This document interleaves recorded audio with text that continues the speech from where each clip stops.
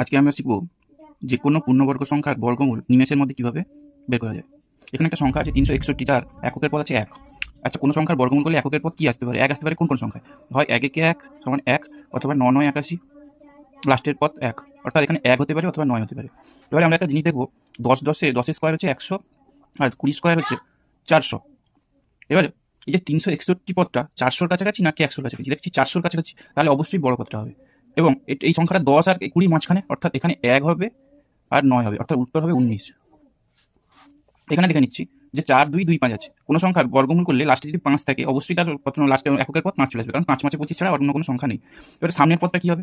আচ্ছা, আমরা দেখে নিচ্ছি 60-এর বর্গ কত? 3600। আর 70-এর বর্গ 49, 749, 4900, অর্থাৎ এই সংখ্যাটা এই দুটোর মাঝখানে আছে, অর্থাৎ অবশ্যই 6 হবে, 65 হবে অ্যান্সার।